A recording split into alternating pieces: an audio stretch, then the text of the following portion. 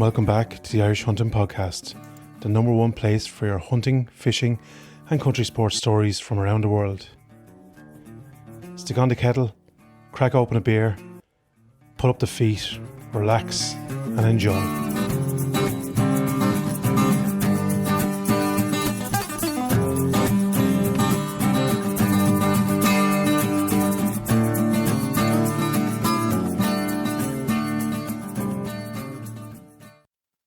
Hello and welcome back to episode 134 of the Irish Hunting Podcast, straight out of Kansas with Casey Willyard. This week we sit down and chat with Casey, a man with strong familial ties to Ireland, about his hunting experiences in America. We chat about whitetail, conservation, pheasant hunting, waterfowling, and one of the most intriguing things to hunt, from my perspective, something I'd like to know a lot more about, turkey hunting. Enjoy this one, folks. Has your deer got a temperature? We've got the solution for you. Visit gamecooling.ie for a full range of game cooling and game preparation solutions. And make sure to tell them we sent you. Alrighty. Casey Willyard, do I have that, your second name, pronounced okay? Yeah. We say Willyard, but Willard, or Willyard. Anything along those lines. Yeah, I was I was trying to debate in my head which would be the correct pronunciation this morning, but yeah, you're very welcome to the Irish Hunting Podcast, and thanks a million for taking the time out of, I know what is a busy day, to come on and chat to us. Yeah, happy to do it. Come here to me. What part of the world are you in for our listeners? Yeah, so we live right in the center of the United States. We're in northeast Kansas.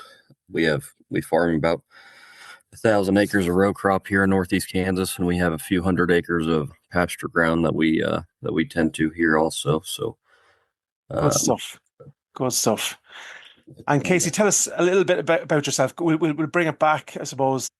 Look, obviously, you're on this podcast, so you do a little bit of hunting. But how did you get into it? Was it kind of like family involvement that got you into it, or where did it all start?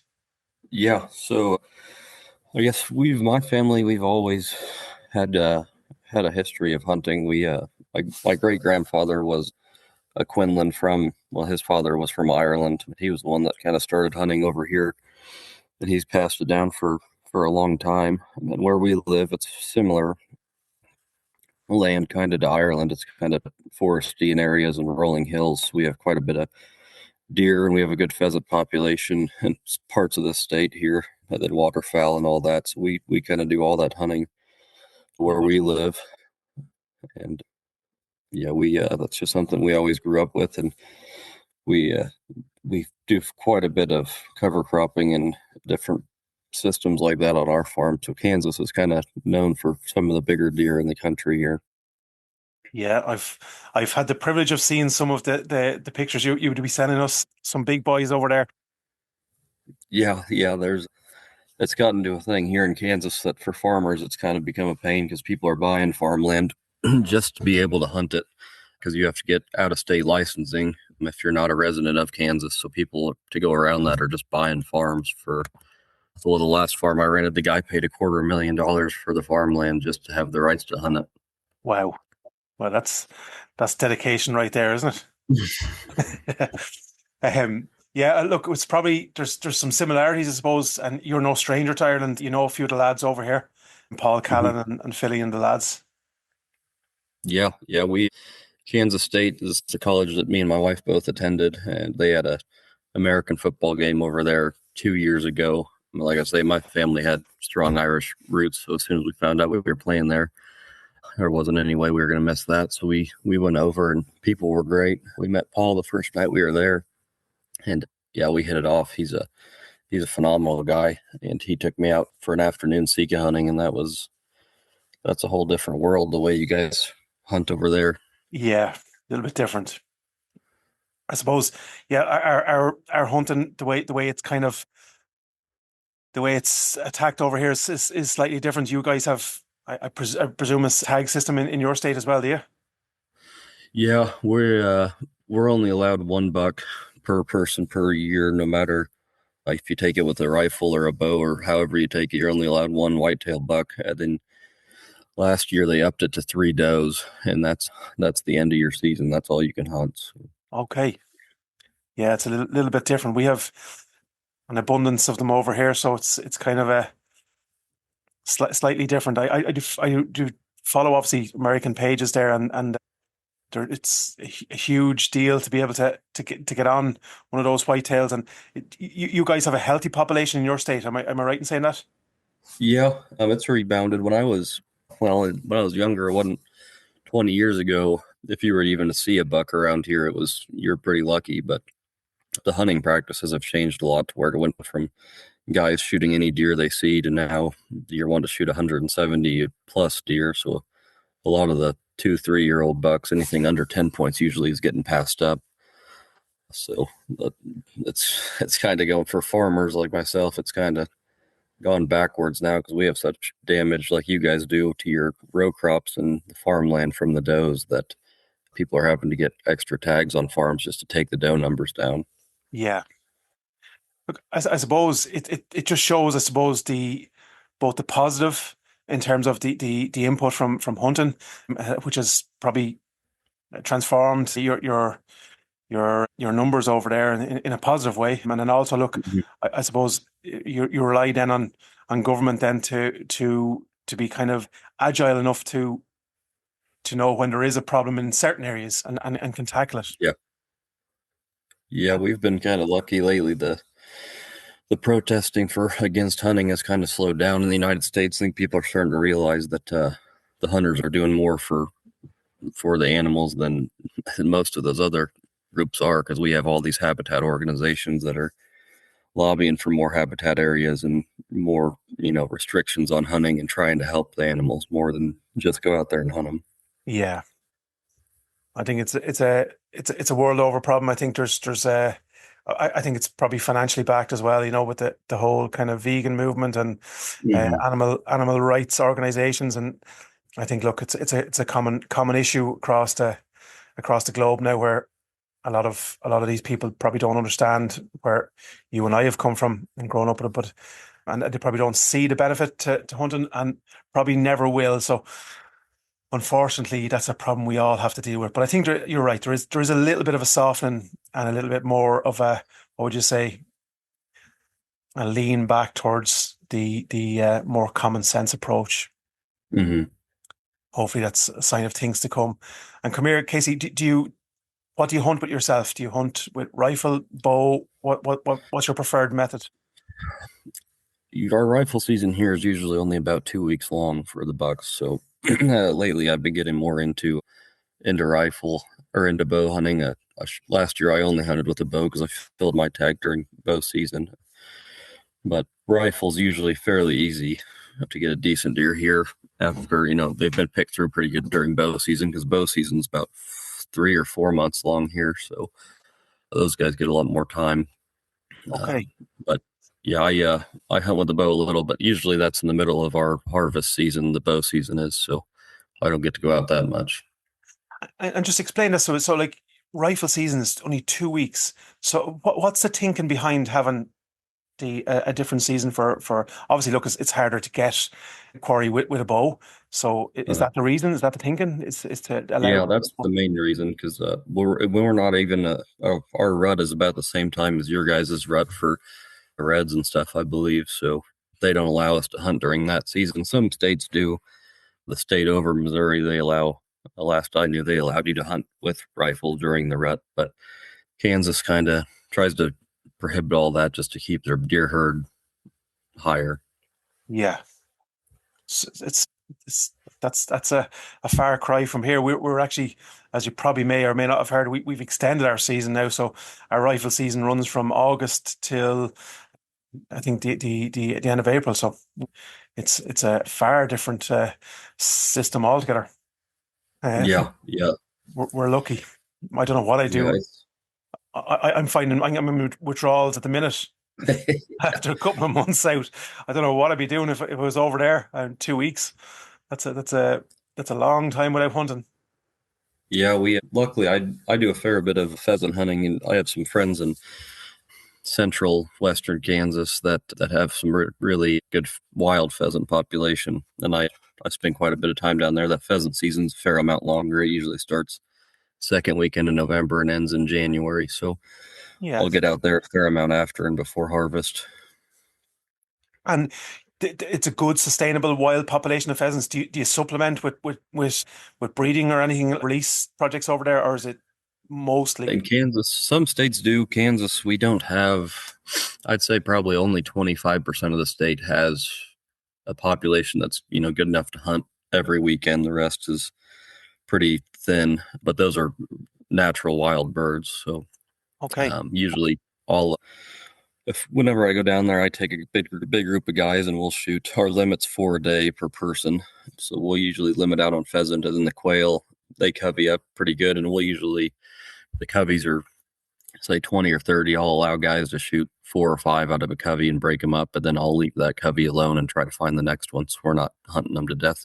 Yes. Yeah. Yeah. You're not overly pressurizing and then destroying next year's hunting. Yeah.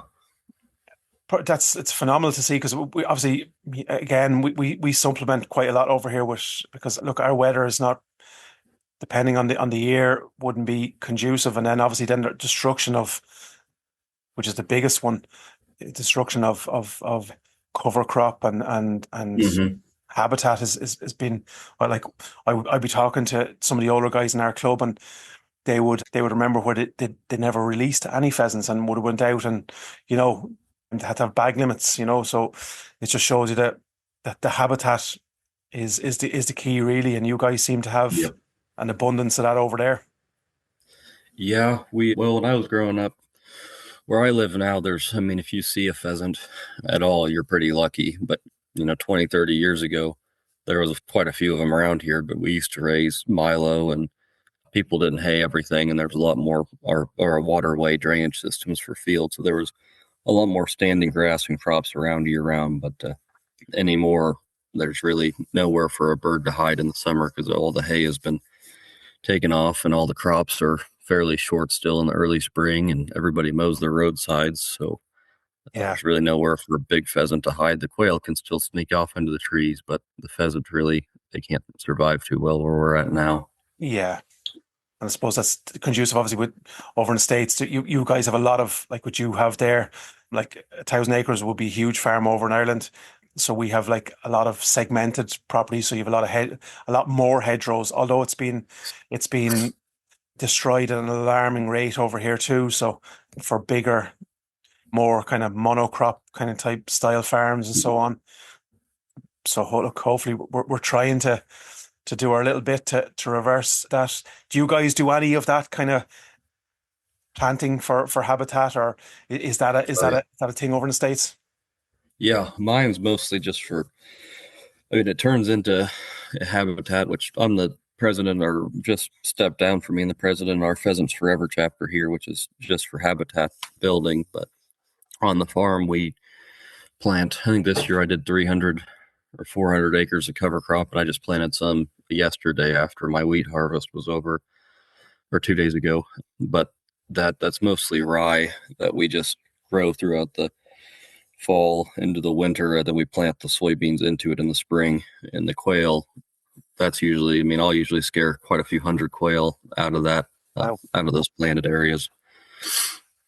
And come here, you do that solely for habitat, or do you get the crop off of it as well? No, I leave that, the rye, and I do barley and oats before my corn. I leave that standing, and I don't harvest it for any cash purposes. I just leave it there. It holds that soil down throughout the winter, and it gives habitat for all the birds and the deer. Really, when that rye is tall, the deer really love bedding down in that stuff. Wow, And that's fun. yeah, we leave that just for where we are. It's pretty slopey, so we use that cover crop also just to tie the soil down so it doesn't erode. Okay, so it gives it kind of a kind of a mesh or a knitting purpose for the soil, and also then the Yep. benefit then of the. That's phenomenal. I think that's a huge 300 acres. That's phenomenal. Yeah, Um, yeah. There's 1,000. Well, we farm total, included, because we have a lot of trees and valleys where we live. So total, our farm's about 2,500 acres, I think it was. But 800 of that's just trees and creeks and unfarmable land. Okay. Wow. Sounds idyllic, but tough for farming. Yeah, yeah. In the States, that's a smaller to medium sized farm. There's some of our neighbors; they're up in the 5,000 acres. Wow. Wow. Yeah, that'd be a big estate over here. Yeah, Little bit different, but and tell look, you also I know you hunt. You were saying there you do a bit of waterfowling. yeah. I've slowed down. Well, we have two young kids, a going to be 3 year old and going to be a 5 year old. So that keeps me from doing too much hunting anymore. But we used to, growing up when we were in high school and in college, we did a lot of it. We were in a major flyway here for waterfowl, and we're right along the Missouri River, kind of. So there's a lot of birds around, but the problem is when they fly through here, they're usually coming through when it's in the really cold, freezing or below freezing weather. So they're a little tough to get. Yeah, but that makes them all the more attractive sometimes, doesn't it? Yeah, Yeah. And you have a couple of dogs as well, Casey. yeah. I got German short hair pointers. Yep. Okay, so pointers and are they your go-to dog, or did you have? Yeah. Growing up, Dad always had Irish setters that he'd use for waterfowling and for bird hunting. But I grew up around friends that always had German short hairs, and a lot of the guys, I'd say the majority of the people in my area have labs just for flushing dogs, and they use them for waterfowl. But I just use my dog just for pointing only, and I'll take their dogs out if I go out waterfowling. Yeah, obviously it's a big enterprise over in the States, isn't it? We've had a couple of guys on in terms of some of the guys bring labs over from here over to the Mhm. States. Big business and some big money involved with dogs over there. Oh yeah, yeah. Well, I was in Florida last week. There's some guys there that we trade hunting trips for saltwater fishing trips. So there's there's all sorts of guys that are looking to come to Kansas because we're kind of, like I say, we're in the center of the state where there's a lot of grain for animals and there's a lot of trees, and with how sloping it is here, there's a lot of water for waterfowl hunters and pretty much most of the things that can be. We don't have elk or anything out this far, but the whitetail, any of the common animals in the states are usually pretty abundant here in Kansas. Okay, so in terms of quarry to hunt, you've obviously you've the quail and the pheasant you spoke about, a bit of waterfowling or a lot of waterfowling and whitetail. Is there anything else on what would be? Turkey's a pretty good one here. A lot of guys come to Kansas for turkey hunting also. And then there's prairie chicken. Their numbers have kind of declined. Where our college there is in Manhattan, Kansas. That's the tall grass prairie out there. That's some of the last native prairie in the country. And it's a huge tract of it. And that's where you'll find the prairie chickens at. But they're a pretty tough animal to find, and they're harder to shoot if you do find them. Yeah, yeah, if the kind of like our woodcock and snipe over here. Yeah, yeah. Yeah, and like the what would be your if I was to say what's your favorite animal to try and hunt? I think I enjoy the turkey hunting, but around here, it's usually pretty wet and warm, humid weather, and the ticks and the mosquitoes and everything are out. So it's they're fun to hunt, but the conditions are pretty rough. So usually my go-to is the pheasant hunting. Just I enjoy watching the dog and taking people out. Usually I'll take a group of 5 or 6 guys out, and sometimes I'm not even carrying a gun. I just watch the dog work and help find the birds, and that's Yeah, what I just enjoy to do. isn't it mad? Like you're talking there, and I'm nodding away here in the background, like probably from the outside looking in for people who are not involved in hunting, they obviously the thing that they know is the bloodlust and you just want to shoot and kill everything and all that kind of stuff, and it's probably the hunting aspect is the fun part, trying to get on the animal, and as you rightly said there, more times last year over here my season I went out and with my dog, and I didn't really mind if it was for other people trying to put up birds for other people and watching the dog work and trying to watch the Mhm. dog get on a bird. And that's the fun part, and you spend all year training and keeping your dogs in condition to be able to do that. Yeah, yeah, and it's some of the guys around here. There's a friend of ours. He's a doctor in the big city, Kansas City, by us. He bought that farm, and I mean, he's the amount of money he spends on his deer to keep them healthy and keep them happy, give them bedding areas. I mean, he's spending thousands and thousands of dollars a year just to keep his deer happy and healthy. And I mean, he's letting them live out their full life longer than they probably would naturally because he's keeping them so healthy. Supplemented. Yeah, I seen actually online, because I'm obviously involved in some of the groups, not involved, but in the groups over in the States, and I see that they put feeders and a huge amount of money in feed, and as you rightly said, in crop, and set aside for the benefit of the deer. Yeah, yeah. There's a lot of the farms that we've rented over the years. The landowners will say, you're not allowed to harvest this section of the crop. You just leave it standing, and we'll pay you for it, just because that's for the deer only. So Brilliant to see. Yeah, it's not all about all about the killing, as they say. It's the yeah, the preservation of the animals. I often wonder, without like I've obviously listened to some podcasts over there, and obviously a lot of the money that's harvested in terms of that goes back into the economy from hunting leans a huge amount towards the conservation element. So you'd often wonder if not for the hunting in the States, where would a lot of the projects like what you're speaking about there be? Where would 300 acres is not a small it's not a small area to be setting aside just for what I mean, for the benefit of yeah. habitat. So where would it be if not for hunting? hmm Yeah, and our universities they do some good research too. The K State that I went to school, I managed a prairie or helped manage a prairie there called the Konza Prairie. It's about 8,000 acres in one piece, and they have a buffalo herd out there. And at the time I was there, they were trying to introduce elk and antelope and trying to learn how the prairie worked before humans bothered it, with wildfires and the animals grazing it, and how the trees were kept off without being manually cleared. And Yeah. so there's some good research going on in the States too to kind of figure out how to do this without the humans bothering everything too much and destroying the ground. So Yeah, I think look, it's a balance, and we none of us want to. While we all hunt, none of us wants to see any animal pressured so much that it's not in existence or pushed to the brink. So hmm it's kind of it's within our own benefit if we can contribute a little bit and help it along. And the turkeys, I'm just going to go back a little bit because this is one of the things where, and I know probably people who listen to me over the years probably know, but may find it strange. But turkeys has always been one of those things I would love to hunt. Tell us a little bit about how you go about that, the season, and what's involved.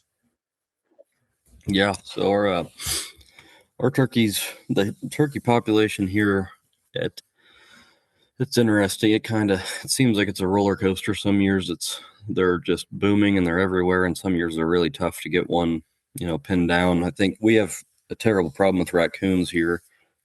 The population of them, nobody hunts them anymore, so they just destroyed nests all year long. But this year was a fairly good year. Where we're at, our farm's in the middle of an 800 or 400 acre piece of ground, so we're surrounded by trees. So in the morning when I go out, usually all I do is make some sort of locator call, an owl hoot or something, and those turkey will gobble in the trees as long as it's still dark out. And that's how you kind of get located, and you get a spot picked out where you think they're gonna land at.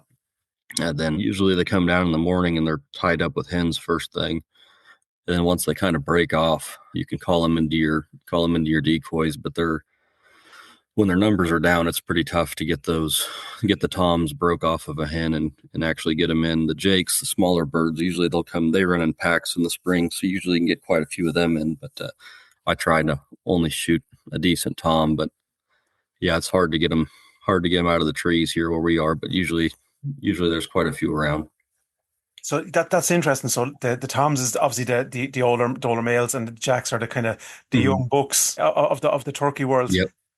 And obviously they probably act pretty similar to deer in that aspect, in that the younger ones will kind of pack together, and then the older ones will probably, I would imagine, they fight in that time of the year, is it?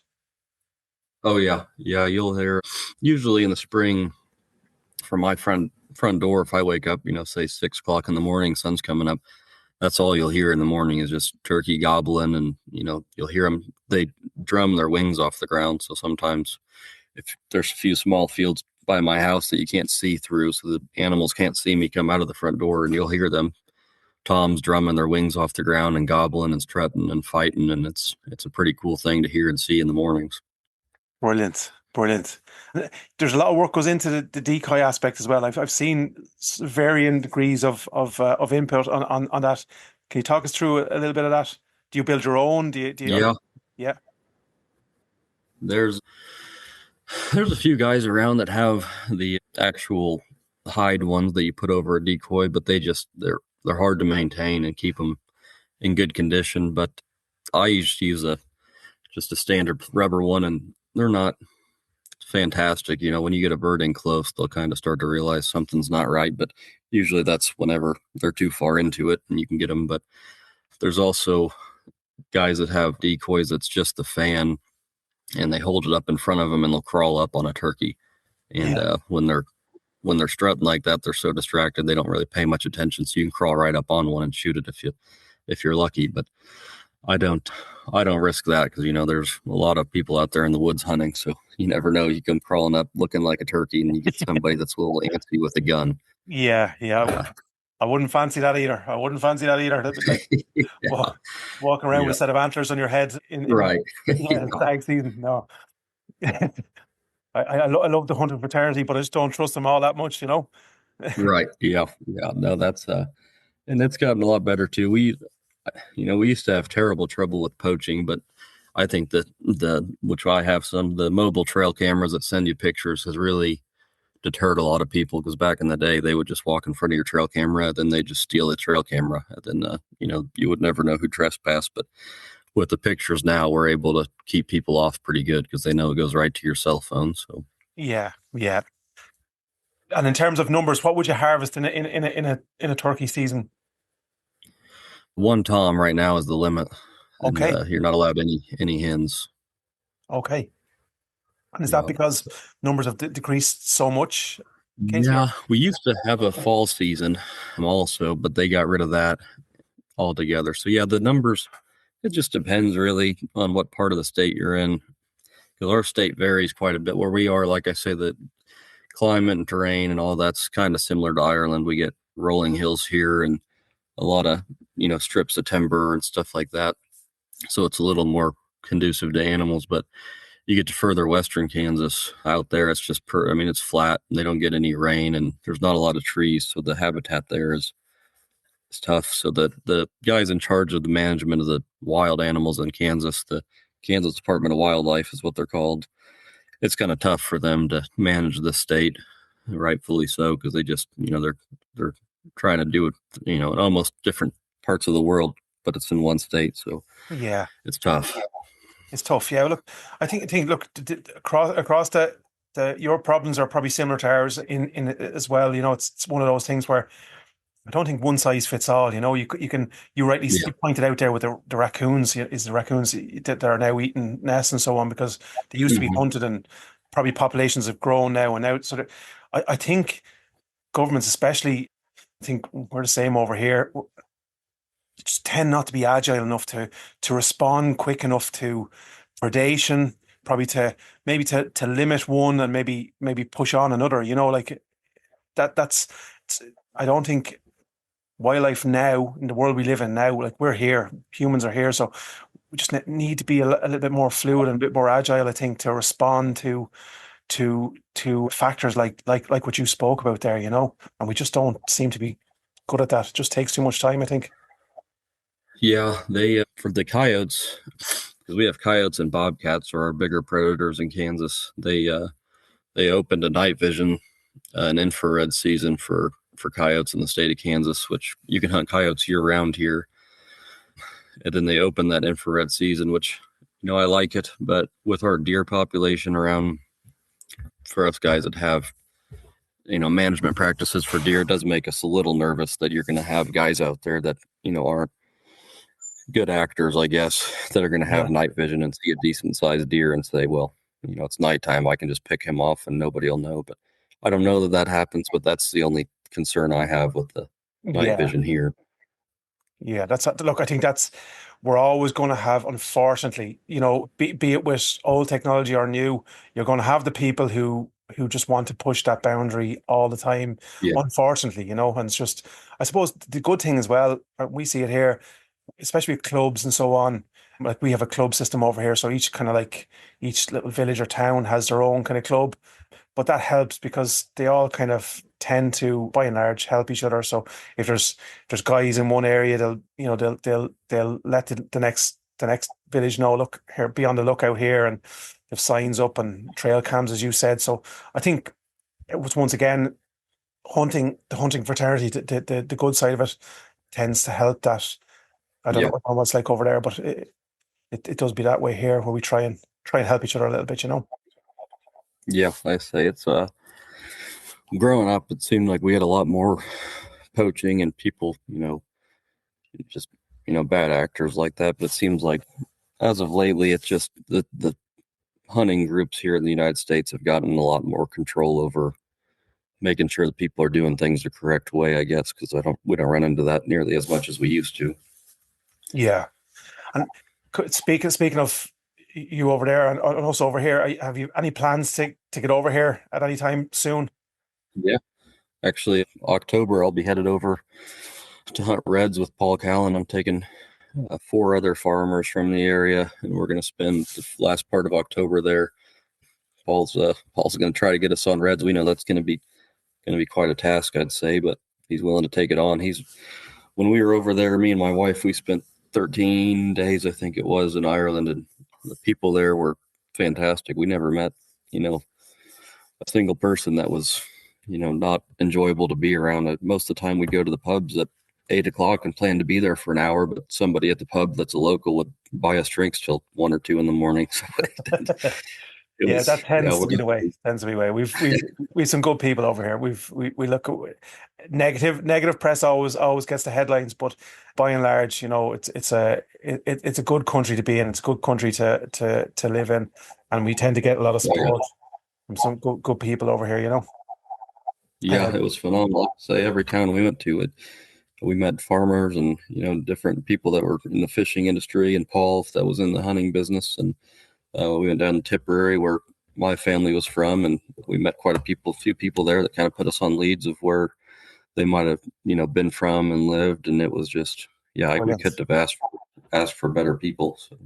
I'd say that was nostalgic, Casey, getting back, and probably a little bit because I know myself, even when I'm out, like I know where my great grandfather was born, that kind of stuff, and I visit, there'd be no ruin of a building and something. You get that kind of, that was the tingling feeling up the spine, or just from knowing that in around this area at one time your family would have walked, would have lived, would have operated in that area. I'd say that was a nostalgic experience. Yeah, that well, I grew up, we weren't farming then, and then got the farm back going here when I graduated college. It was only about 100-acre farm then, or 200 acres of row crop, and now we're up to a few thousand. And recently my wife wanted me to do a history search of our family, and it turned out that farming was quite a bit of our family history leading all the way back to Ireland. So it was interesting to see that that's just always been a part of our life, the hunting and the farming. And but Phenomenal, isn't it, Matt? I've often said it.